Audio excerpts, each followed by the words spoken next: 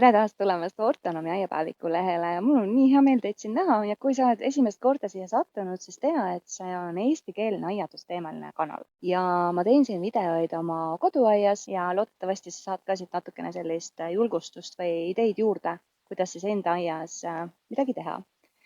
Ja võib-olla ongi, et kui sa vaatad seda videot ja listi, jääb mulje, et ma teen kogu aeg aias tööd, aga see pole üldse nii.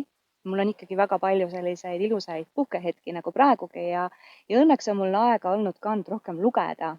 Aga mis raamat see on, et see raamat oli minu nii-öelda sihikul juba tükk aega tagasi ja mitte sellepärast, et ta oleks mingi väga hea lugemissoovitus olnud, vastupidi. Kui ta välja tuli ka eesti keeles, ma ei tea, mis aasta siis oli, siis ta tegi väga palju furoori ja oli isegi natukene tüliõunaks, siin on 22 on siis eesti keeles, praegu on 26 aasta. Eriti just sellist monokultuuri intensiivpõllumeeste vahel, kes ei ole absoluutselt mitte milleski süüdi, ka neil on õigus. Ja siis just aianduses permakultuuri ja taastava põllumajanduse mahetootjate vahel. Väga huvitav selline, päris huvitavat diskussiooni oli mõnel ka avalikul üritusel. Aga ma saan aru ka suurpõllumeeste pahameelest ja sellest, et nad ei mõista, mis siin raamatu sees kirjas on, see porist mullaks. Ja samas ka ma ei nõustu kõikide taastava põllu harimise inimeste ja permakultuuri inimestega, et on ainult üks moodus, kuidas saab asju teha, ei ole. Ma võib-olla tooks ennast natuke näiteks, et mina olen natuke selline kahepalgeline inimene, aednik. Paha lugu, eks ole. Aga no nii on ja ma ei taha ennast õigustada, aga ma olen väga palju asju proovinud enda aias näiteks permakultuurist üle võtta. Koduaias on see väga lihtne nagu ellu viia selles mõttes, et sa ei vaja mingit tohutuid sisendeid ja sa ei pea tegelikult väga palju väljaspoolt aeda midagi sisse tooma, nagu mingit orgaanilist materjali, natukene.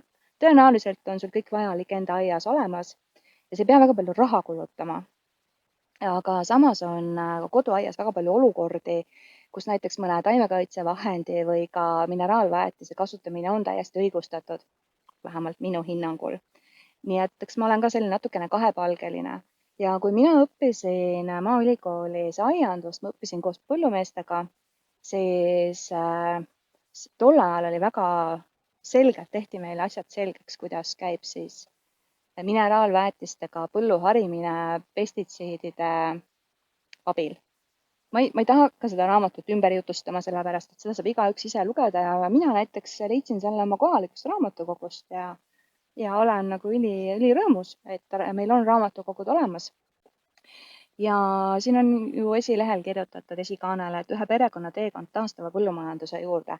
Ja see ei ole mingisugune lilled ja liblikad, ei, see on nagu rämedalt raske olnud ja ta isegi siin minu meelest kirjeldab seda suhteliselt pehmelt, et mul on nagu võrdlusmomenti ka mõne Eesti põllumehe kohta, kes on siis suurest südamesoovist ja usust alustanud oma põllumajandust mahedana ja oi, neil on nii palju mahlakaid lugusid rääkida, kuidas ellu jääda ja jäävadki ellu. Ja ega neil samamoodi sellel perekonnal ei olnud esimene mõte see, et hakkaks põldu pidama ja peaks sellega oma perekonda üleval. Ei, aga noh, elu teeb omad jõnksud ja ta kirjeldab siin ise selle kõik ilusti ära, ma ei hakka seda üle rääkima. Aga olles selline, kes on kunagi pidanud väga palju teaduskirjandust lugema, siis mul oli algusel raske seda raamatut lugeda, sellepärast et see esimene paarkümmend lehekülge nagu kuidagi üldse ei seostu sellega ja mul kuidagi jäi mulje, et see on käsiraamat. Ja siis ma arvasin ja ma ootasin, et see on käsiraamat, aga nüüd ma võin öelda, et õnneks ei ole see käsiraamat.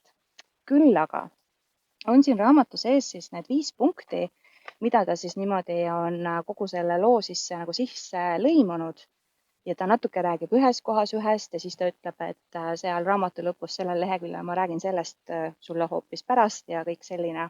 Et selles mõttes osaliselt võib probleem olla selles, et ta on otsetõlge inglise keelest, et ma ise võib-olla oleks natuke paremini tahtnud seda tõlget saada, sest eesti keeles me räägime teistmoodi asjadest. Mõisted on enam-vähem sobivad, aga ta on raske jälgida. Aga noh, olles nüüd ta läbi lugenud, siis ma olen natuke tänulik selle eest.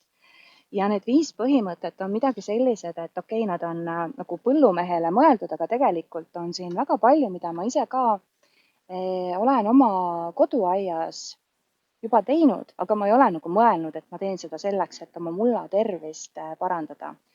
Ja need on vähene harimine, tundub ju väga loogiline, mida vähem sa mulda häirid, seda paremini ta ise ennast majandab ja mis siis meid huvitab, on see, et seda viljakamaks ta muutub. Kaitsekiht, et täna nii palju sellest räägitakse ja mul on nii hea meel selle üle, et kui sa oma saagi koristad, siis kas sa katad selle mingi orgaanikaga, mis iganes sul olemas on, või siis sa külvad sinna kohe midagi peale, et me ei jäta paljast mulda.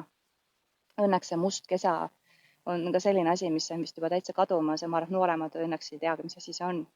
Mitmekesisus, et just ta räägib ka siin, mis liigid tulid, silmaga nähtavad suured loomaliigid, putukad, mis tulid nende farmi aastate jooksul tagasi, aga ka see mitmekesisus, mida me palja silmaga ei näe, on siis igasugused mikroorganismid, kes siis tegelikult sellisest orgaanilisest materjalist teevadki selle materjali, et taimed saavad uuesti kasvada. Et vau, elusad juured samamoodi, et taimed on täie tervise juures ja teevad siis selle mikroorganismi kihiga väga tihedalt koostööd ja loomade kaasamine, no see on võib-olla miski, mida aiapidamises on võib-olla kõige keerulisem rakendada, aga eks meilgi on ju tegelikult võimalik äkki kas või, ma ei tea, mingisugust hobuse sõnnikut ja niisugust materjali juurde tuua. Aga kui ma nagu lugesin ka seda raamatut, siis siin üle 10 lehekülje ikkagi mul oli selliseid hetki, et nagu et ma olen nagu mõelnud, aga siis tema on nagu selle juba palju varem kirja pannud.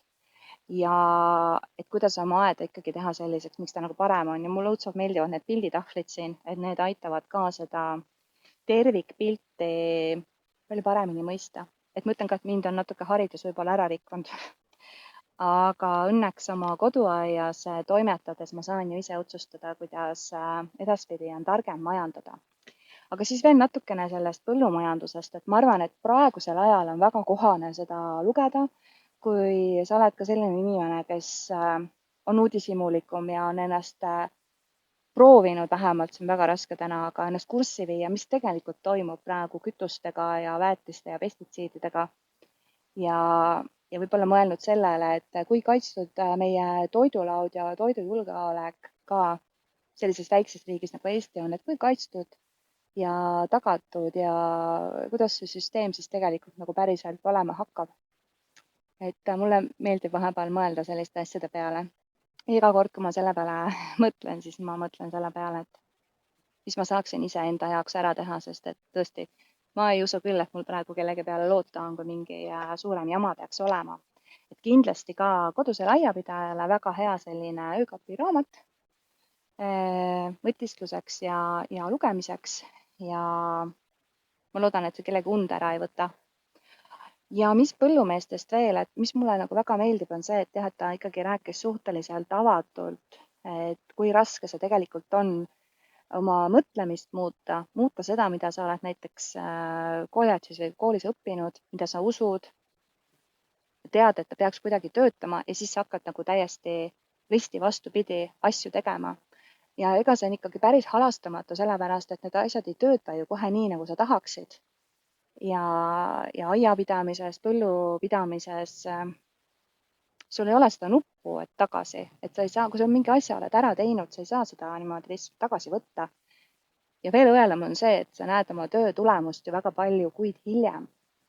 Ja samal ajal on sul selle raha kinni, arved tahavad maksmist, et see on ikkagi jõhkralt keeruline elukutse, et kes on selle endale valinud, et müts maha kõigi ees, kes toidu tootmisega tegelevad. Ja mis probleem meil siin Eestis veel on, eks ole, millest vahepeal nagu räägiti, aga mitte midagi ei juhtunud, on siis põlvkondade vaheldumine taludes, farmides, ettevõtted, tegelikult on need kõik ettevõtted, eks ole.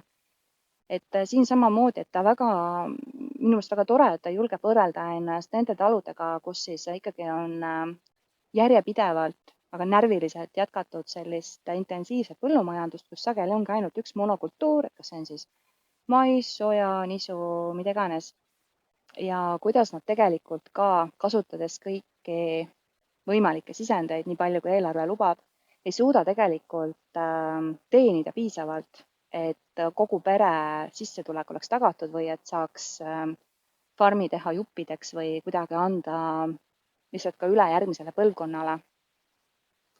Noh, kõlab nagu kriitika, et teie teete kõik valesti ja mina teen õigesti, aga tegelikult see pole üldse nii. Ta hoopiski üsna avatult ja läbipaistvalt näitab ka siin raamatus ära, kuidas ta ühele oma lapsele on ühe nagu osa oma farmist üle andnud ja kuidas tema on loonud need ettevõtted ja kuidas on võimalik ka taastava põllumajanduse põhimõtetega olla kasumlik põllumees. Ma tean, et see kindlasti trigerdab nii paljusid inimesi, mind ka, aga kui nagu näha ka, kui tervikuna nemad on asja ette võtnud ja nad teevad koostööd teistega, et see on tõesti võimalik, siis aga äkki ongi, et võib-olla me ei pea nagu oma õpitus nii kinni olema ja ma loodan, et haridus ja haritus ikkagi on natukene erinevad asjad. Et jah, ja lisaks sellele nad õpetavad ka teisi, võtavad praktikante oma farmi ja leiab veel aega käia ka mujal esinemas ja selgitamas, et kuidas ta on oma tulemusteni jõudnud. Et vahel tundub, et mõnel tegusal inimesel lihtsalt on rohkem tunde ööpäevas kui mõnel, kes lihtsalt aiakiigus kohvi joob ja ütleb, et võib-olla ma ei ole päris rahul oma selleaastase kartulisaagiga näiteks. Nii, aga siit ma sain jällegi mõtteid ja kinnitust juurde, et mis ma teinud olen. Ma saaks paar asja veel paremini teha, aga ma tean, et ma liigun õiges suunas oma pisikeste liigselt ära korrastatud toidusaludega oma linnaaias. Igatahes selle asemel, et kogu aeg rassida, tasub korra aeg maha võtta ja vaadata, kuidas mujal midagi tehakse ja ilma häbitundeta ka siis ikkagi proovida oma aias üht-teist järgi ja siis muidugi teha ka omad järeldused. Aga kui ikka, siis soovin sulle toredat aiapidamist. Tere, Bella! Bella, kas sul on ka vaba päev täna? Et iga päev ei pea hiiri taga ajama komposteri juures ja vahepeal võib lihtsalt magada. Muidugi, tubli Kiisu. Maga edasi.